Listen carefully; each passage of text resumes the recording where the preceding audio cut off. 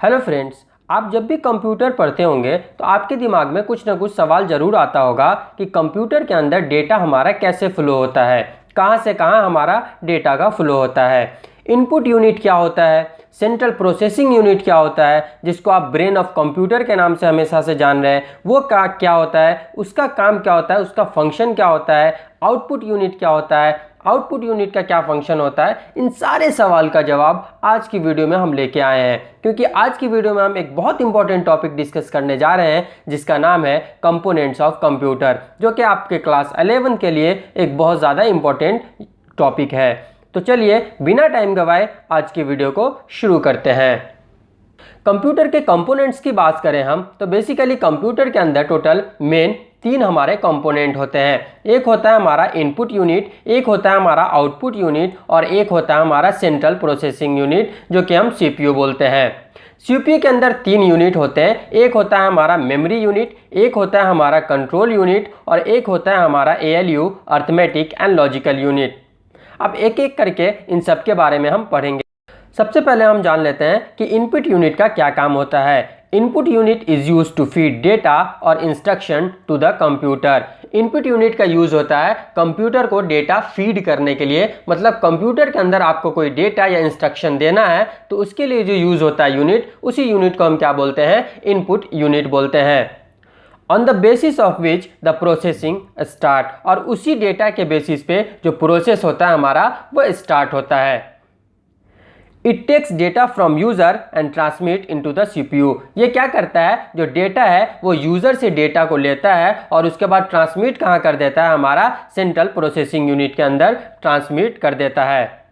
Input unit की example की बात करें हम तो कीबोर्ड हमारा है, माउस है, स्कैनर है। आप कीबोर्ड से क्या करते हैं, कोई भी चीज़ टाइप करते हैं, इसका मतलब आप क्या कर रहे हैं, डेटा फीड कर रहे हैं। किसको भेज रहे हैं डेटा, सेंट्रल प्रोसेसिंग यूनिट को भेज रहे हैं। अब जान लेते हैं कि सेंट्रल प्रोसेसिंग यूनिट का क्या काम होता है, सीपीयू का क्या काम है।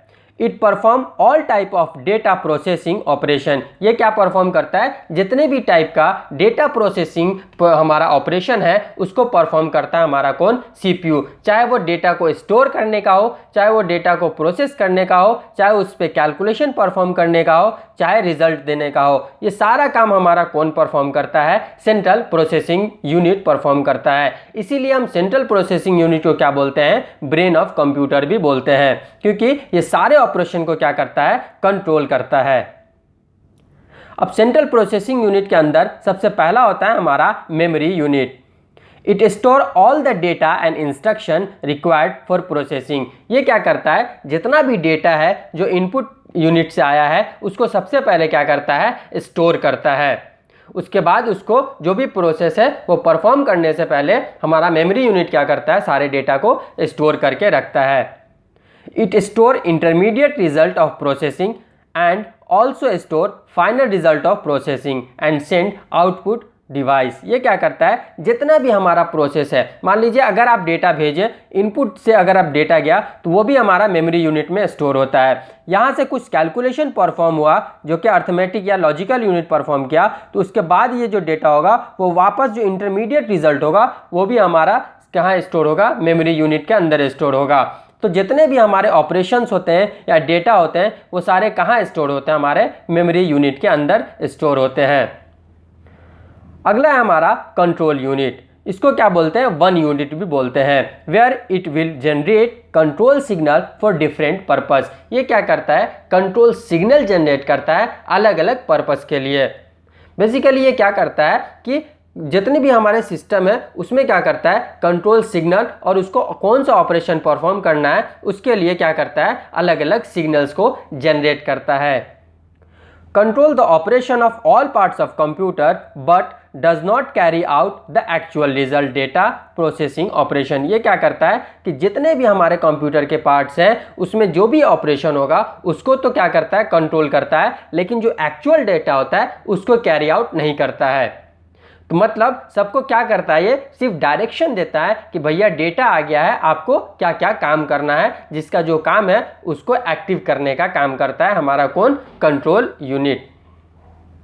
अगर हम कंट्रोल यूनिट के फंक्शन की बात करें तो कंट्रोल यूनिट सबसे पहले क्या करता है, इंस्ट्रक्शन जो हमारा है, डेटा जो हमारा है, उसको उठा के लेके आता है, फेच करता है इंस्ट्रक्शन को। फेच करने के बाद जो हमारा इंस्ट्रक्शन है उसको डिकोड करता है और डिकोड करने के बाद उसको एग्जीक्यूट करता है। ऑब्वियस सी बात है, आप यूज़र हैं, आप जो नंबर दे रहे हैं, मान लीजिए आप नंबर दे रहे हैं 2+4, तो कंप्यूटर तो 2 और 4 नहीं जानता है, वो सिर्फ क्या जानता है, 0 और 1 जानता है। तो ये क्या करता है, सबसे पहले 2 और 4 को 0 और 1 में कन्वर्ट करता है। कन्वर्ट करने के बाद उस नंबर को एग्जीक्यूट करता है। तो ये मेन फंक्शन होता है हमारा किसका, कंट्रोल यूनिट का।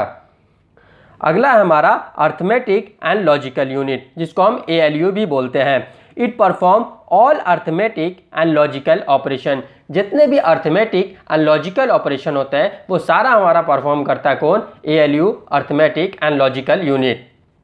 अर्थमेटिक ऑपरेशन जैसे आप सम कर रहे हैं या आप डिवीजन कर रहे हैं, मल्टीप्लिकेशन कर रहे हैं या सब्ट्रैक्शन कर रहे हैं, ये सारे हमारे अर्थमेटिक ऑपरेशन हो रहे हैं। अगर आप लॉजिकल ऑपरेशन की बात करें, आप मान लीजिए किसी दो नंबर को कंपेयर कर रहे हैं, है ना, या उसमें आप एंड यूज कर रहे हैं या और यूज कर रहे हैं, तो ये सारा जो हमारा ऑपरेशन होता है वो कौन सा ऑपरेशन होता है, लॉजिकल ऑपरेशन होता है। Arithmetic operation includes addition, subtraction, multiplication, division. Logical operation means decision making, है ना। आप जो डिसीजन मेकिंग टाइप का जो हमारा ऑपरेशन होता है उसी को हम क्या बोलते हैं, लॉजिकल ऑपरेशन बोलते हैं। लास्ट यूनिट है हमारा output unit, the device which accept information from CPU and convert it to human readable form. ऐसा डिवाइस जो हमारा आउटपुट आया है वो CPU से रिसीव करता है और उसको कन्वर्ट करता है किसमें, ह्यूमन रीडेबल फॉर्म में, मतलब कि इंसानी भाषा में उसको कन्वर्ट करके हमें देता है। उसी यूनिट को हम क्या बोलते हैं, आउटपुट यूनिट बोलते हैं। जैसे आप मॉनिटर एग्जाम्पल ले सकते हैं, प्रिंटर एग्जाम्पल ले सकते हैं। अगला पॉइंट है हमारा कि कंट्रोल फ्लो क्या होता है हमारे डेटा का। सबसे पहले इनपुट डिवाइस में डेटा आता है, उसके बाद कहाँ जाता है, मेमोरी के अंदर आता है, फिर मेमोरी से हमारा कहाँ जाता है, ALU के अंदर जाता है, फिर ALU से ऑपरेशन परफॉर्म होने के बाद कहाँ जाता है, मेमोरी के पास जाता है, फिर मेमोरी से हमारा कहाँ जाता है, आउटपुट डिवाइस के पास जाता है। तो ये हमारा डेटा का फ्लो है कंप्यूटर के अंदर। तो आज की जो समरी है जिसमें मैंने आपको बताया कि कंपोनेंट्स कौन कौन से हैं कंप्यूटर के, इनपुट यूनिट समझाया आपको, सेंट्रल प्रोसेसिंग यूनिट के बारे में बताया आपको, और आउटपुट यूनिट के बारे में बताया, और लास्ट में मैंने आपको बताया कि डेटा का फ्लो क्या है। आई होप आपको वीडियो अच्छी लगी हो। अगर आपको वीडियो अच्छी लगी तो प्लीज़ वीडियो को लाइक करें, चैनल को सब्सक्राइब करें और अपने दोस्तों में शेयर करना ना भूलें। मिलते हैं आपसे अगले वीडियो में, तब तक के लिए बाय, जय हिंद।